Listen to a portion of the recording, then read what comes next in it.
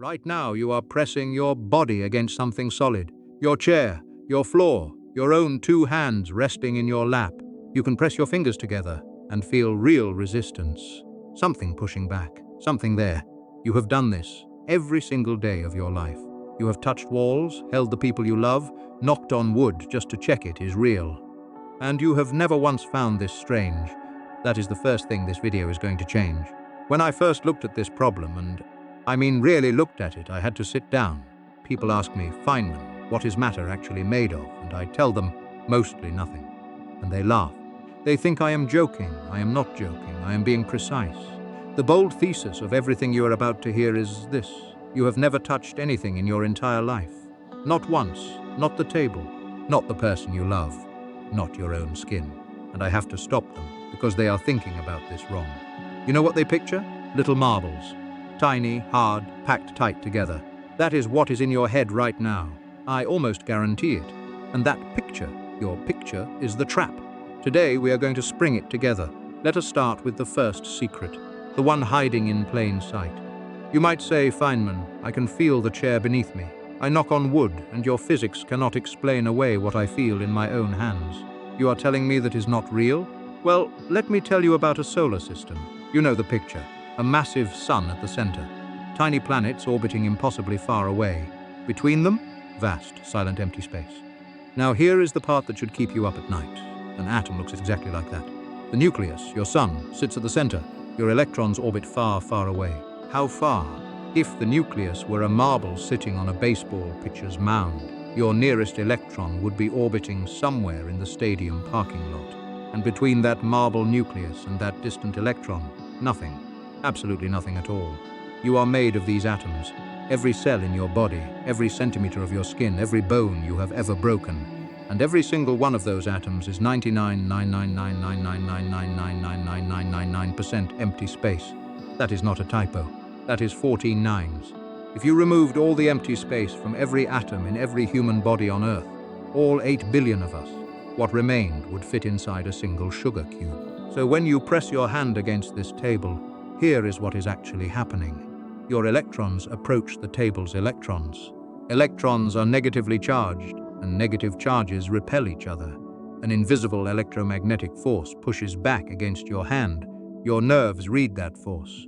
Your brain receives the signal. And your brain, your fast, efficient, survival-obsessed brain, labels it one word, solid. You are not touching the table, you are feeling a force between two mostly empty structures. Nothing is making contact. Nothing is meeting anything. You have never touched a table. You have never touched the face of someone you love. The solidness beneath your fingers is your brain's translation of a force. And like every translation, something is lost. Nothing is solid. But let us be optimistic. Suppose you accept all that. Suppose you look your empty atoms in the face and you say, Fine, Feynman, my atoms are hollow. But the nucleus, the protons, the neutrons, those tiny things at the center must be real, hard, solid. We found them. We measured them. Something has to be real. And for a moment, I will let you rest there. Now we come to the second secret. And this one is not about atoms. This one is about you. Here is what your brain is doing right now as you watch this video. Photons leave your screen and hit your retina. Your retina converts them into electrical signals. Those signals travel down your optic nerve and arrive at your visual cortex. And then your brain does something remarkable and deeply unsettling. It ignores most of the raw data and builds a model, a reconstruction, a story about what it thinks your world looks like. You are not seeing reality. You are seeing your brain's best guess at reality. And your brain is not a camera. It is an editor. Right now there is a spot in your visual field where you are completely blind. The place where your optic nerve connects to your retina has 0 photoreceptors. A hole. Your brain invented something to put there. Something that was not there. And your whole life you never noticed because you were never told to look. Your body does this with every sense. Touch, sound, the feeling of your own feet on the ground. Your nervous system is not showing you the world. It is showing you a compressed, fast-loading, survival-grade version of the world. The solidity you feel beneath your skin, constructed. The sharpness of edges, the warmth of another person's hand in yours, your brain's editorial choices. You have been trusting a simulation your entire life. But wait, it gets worse. Because if your perception is a model, if everything you call real is actually your brain's very confident opinion, then how would you ever see past the model to what is actually underneath? That is not a philosophical question, that is a physics question. And physics found an answer. But here is where it gets interesting, because that answer is more terrifying than the question. And this is the one that really keeps me up at night, because it is so subtle. We went down into the atom, mostly empty. We went further, into your brain, mostly making it up. Now I want to go one level deeper, into the nucleus itself, into the protons and neutrons you were resting your last hope on. And I want to show you what is actually there. When we smashed protons together at close to the speed of light in the largest machines human beings ever built, we found something inside, quarks. And quarks are not tiny hard marbles. Quarks are not solid objects sitting in a definite place. Quarks are excitations of a quantum field, disturbances, ripples in something invisible that fills all of space, something with no surface, no edge, no solidity at all. Think of the ocean. Think of a wave rolling towards shore. You can see it. It has shape. It has height and direction. It is clearly there. But is the wave a thing, or is it a pattern? If you tried to grab the wave, really grab it, what would you hold? Water, not the wave. The wave is not a noun, it is a verb. It is something happening in the water. And when the wave passes, the water stays, the event ends. The thing was never a thing. But wait, it gets worse. Because you, the person watching this, pressing your solid hands together right now, you are that wave. Your electrons are not marbles orbiting a marble nucleus. They are smeared out probability clouds. They have no definite position at all, until the moment something measures them. The quarks inside your every proton are excitations of a field that stretches from one edge of the observable universe to the other. At the deepest level of description, there are no particles anywhere. There are only fields. And you are a temporary local disturbance in those fields. You are not what you think you are. This is not a metaphor. This is not simplified for your comfort. Quantum field theory is the most precisely tested theory in the history of science. It predicts experimental results to within 1 part in a trillion.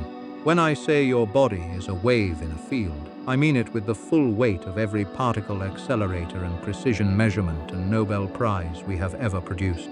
The fish does not know it lives in water because water is all it has ever known. You do not know you are a disturbance in a quantum field because solidity is the only thing your senses were built to report.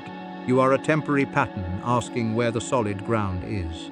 The ground never existed, and neither did the you who was standing on it. So when I see people knocking on wood, testing surfaces, trusting the table with their coffee cup, I have to laugh. But it is a sad laugh. Because your civilization built everything on the certainty of solid matter. Your laws, your borders, your property lines, your very sense of self. I am here, you are there, we are separate, this is mine and that is yours. All of it resting on bedrock that is not bedrock. Here is the master truth. The one that contains everything else. Every object you see, every mountain, every ocean, every face you have ever loved, is the same underlying quantum field, expressing itself in a different pattern. The carbon inside your cells was forged in the heart of a star that exploded 4 billion years ago. The iron making your blood red comes from supernovae so violent they seeded entire galaxies. You are not standing on the Earth. You are made of the Earth. And the Earth is made of a dead star. And that star was made of the same fields that stretch to the edge of everything we can observe. There is no hard line between your skin and the air around you. Your skin is where the pattern you cause yourself gets thinner and blends back into the field. The atoms entering your lungs right now were, last week, inside a stranger, last century, inside a forest, last billion years, inside a collapsing cloud of gas that had no idea it would one day become someone who wonders about such things. The separation you feel between yourself and the world is your brain's most useful invention. The universe does not draw that line. You do, and you draw it because without it, you cannot function. But functioning and understanding are two very different things. Does that mean nothing is real? No. It means reality is richer and stranger and more generous than anything your senses were designed to show you. Here is the gift inside the terror. When you understand that solidity is a perception and not a fact, when you understand that you are woven from the same fields as a galaxy on the other side of the universe, something unexpected happens. You do not feel smaller, you feel larger, older, more connected to things than you ever thought you were entitled to feel. I spent my entire career chasing the smallest things. Quarks, photons, quantum wiggles, too small to measure with anything but mathematics. And the further down I went, the more the borders dissolved. Physics is not a story about things. It is a story about relationships, about patterns, about processes that borrow matter from the universe for a while, arrange it into something that can wonder about itself, and then quietly return it. Your body is exchanging matter with the air right now. Every breath cycles atoms that have been inside strangers, inside oceans, inside ancient forests, inside the cores of exploded stars. The boundary of your skin is a practical agreement your cells have maintained for about 80 years. One day they will stop maintaining it. Your atoms will go somewhere else, become something else, something that will not know it was ever you. This is not a tragedy. This is the most extraordinary thing I know about being alive. Picture this. Somewhere in the universe right now, tonight, while your body is still and your breath slows, a cloud of gas and dust is pulling itself together under its own gravity.